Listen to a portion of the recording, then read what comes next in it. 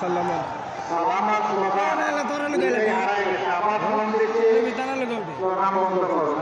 আলাইকুম ওয়া রাহমাতুল্লাহ।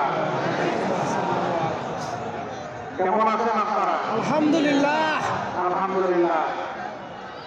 আমাদের অতি শ্রদ্ধার পাত্র জয়পুর হাটবাসীর প্রিয় নেতা, বাংলাদেশ জামাত ইসলামীর সাবেক ভারপ্রাপ্ত আমির জনাব আব্বাস আলী খান সাহেবের এলাকার মানুষ, আমাদের শ্রদ্ধার মানুষ, ভালো মানুষ, আপনাদের কাছে দুটো অনুরোধ। একটি হচ্ছে সাংবাদিক বন্ধুরা এখানে দাঁড়িয়েছেন, পেশাগত দায়িত্ব পালন করবেন।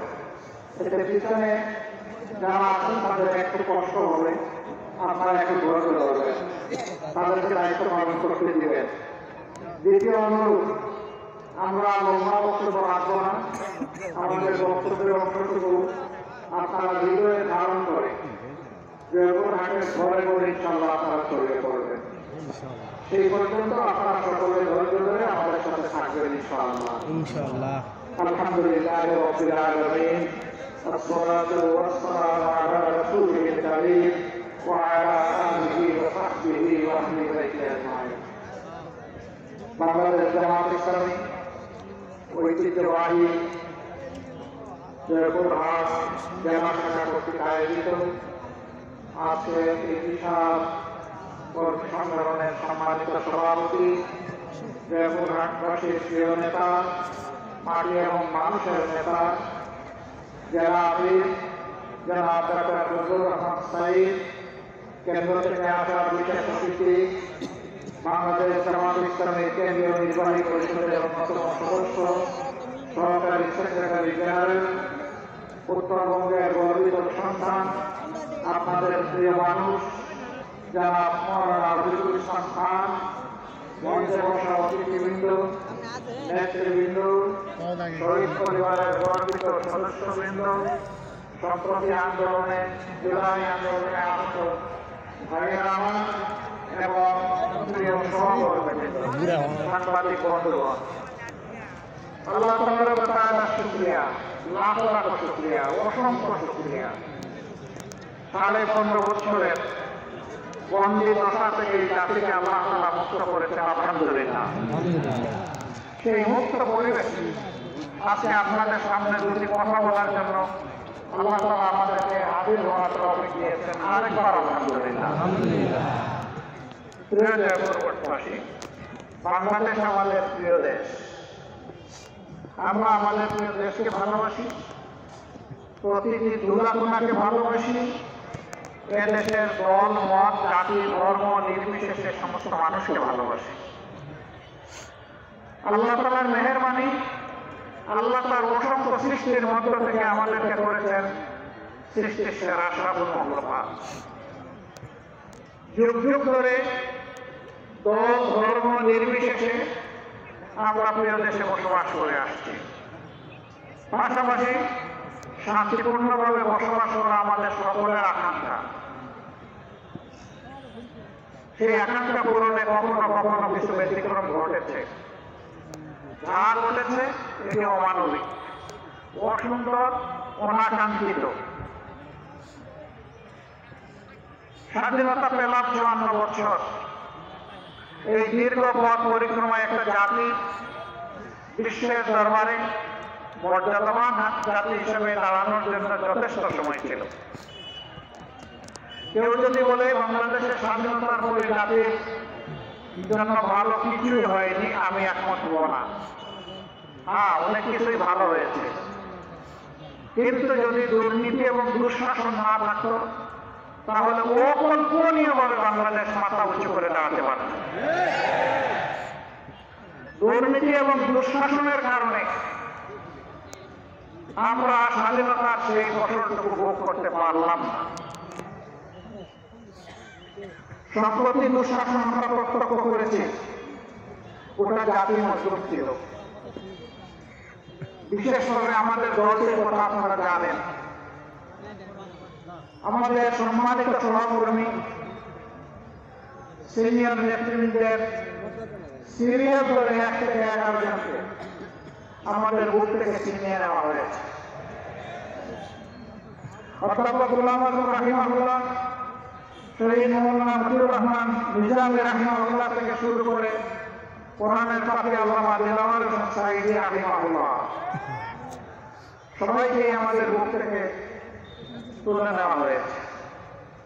মহান রবের দরবারে দোয়া করে, আল্লাহ তোমার এই গোলামদেরকে বিশেষ ভালোবাসার গোলাম হিসেবে কবুল করো, তাদেরকে শহীদ হিসেবে কবুল করো, শহীদ দরজা মান করো, জান্নাতের আলা দরজা তাদের জন্য তুমি নির্ধারিত করে দাও। সম্মানিত ভাইরা, তাদের উপরে যখন জুলুম হয়, মিথ্যা অভিযোগে যখন বিচারের নামে অবিচার করা হয়, তখন এদেশের লক্ষ লক্ষ মুসলমান, কোটি মুসলমান এই অন্যায়ের প্রতিবাদ করেছিল। এই জয়পুর মাসে আপনারা প্রতিবাদ করেছিলেন। এক এক করে আপনাদের অনেককেও জালিমদের হাতে দুনিয়া থেকে বিদায় নিতে হয়েছে। অনেকে পঙ্গুত্ব বরণ করেছেন, অনেকে জেলে গিয়েছেন, অনেকে দেশ ছাড়া হয়েছে, অনেকে দেশের ভিতরেই মুহাজির হয়েছে। সারা বাংলাদেশের চিত্র এক এবং অভিন্ন। আমাদের শত শত ভাই বোনকে খুন করা হয়েছে। বোনদের মাঝে জয়পুর হাটেরও একজন বোন ছিলেন, যাকে খুন করা হয়েছে। অসংখ্য মা বোনের ইজ্জত লুণ্ঠন করা হয়েছে। দফায় দফায় মামলা দিয়ে রিমান্ডে নিয়ে কষ্ট দেওয়া হয়েছে। তরতাজা যুবকদেরকে ধরে নিয়ে থানার দৌড়ে ঠিক করে শুয়ে রাইফেলের ব্যারেল ঠেকিয়ে তাদেরকে গুলি করে পা বিচ্ছিন্ন করে দেওয়া হয়েছে, চোখে গুলি করে অন্ধ করে দেওয়া হয়েছে। আপনাদের এই পাশের জেলা বগুড়া, জুন্নুন নামে একটা ছেলে, তার ভাই, তার পিতা, এই তিনজন সাইদি সাহেবের উপর অবিচার করা হয়েছিল। এর প্রতিবাদ করতে তারা রাস্তায় নেমেছিল।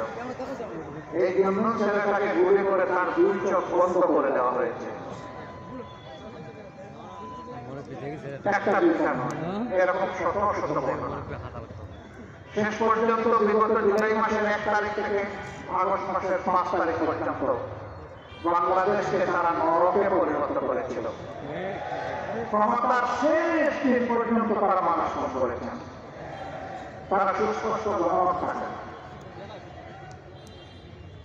গণহত্যার বিচার আমরা চাই। প্রত্যেকটি গণহত্যার বিচার হতে হবে। আমরা সরকারকে বলি, অগ্রাধিকারের ভিত্তিতে গণহত্যাকারীদের বিচার হোক। শহীদের আত্মা শান্তি পাবে, আহতরা একটু শান্তি খুঁজে পাবে, 18 কোটি মুসলিম মানুষ খুশি হবে। তবে হ্যাঁ, সমাজে আরো অনেকগুলা গুরুত্বপূর্ণ কাজ আছে, সেটাও করতে হবে।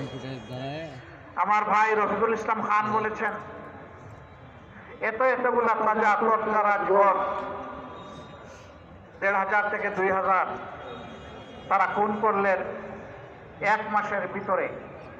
তারা জীবন দেয় নাই যেন তেন ভাবে আমরা কেউ ক্ষমতায় বসে যাব। এই জন্য তারা জীবন দিয়েছে একটা বৈষম্যহীন বাংলাদেশ দেখতে, একটা মানবিক বাংলাদেশ তারা দেখতে চায়, একটা করাপশন ফ্রি দুর্নীতিমুক্ত বাংলাদেশ দেখতে চায়।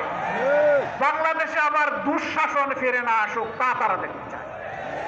তাই যদি করতে হয়, তাহলে অবশ্যই একটা অর্থবহ নির্বাচনের দিকে যেতে হবে জাতিকে। আর সেই নির্বাচন করতে হলে অবশ্যই গুরুত্বপূর্ণ কিছু সংস্কার সাধন করতে হবে। এই জন্য জামাতে ইসলামী 5 তারিখেই বলে দিয়েছে, এই সরকারকে আমরা যৌক্তিক সময় দিতে চাই।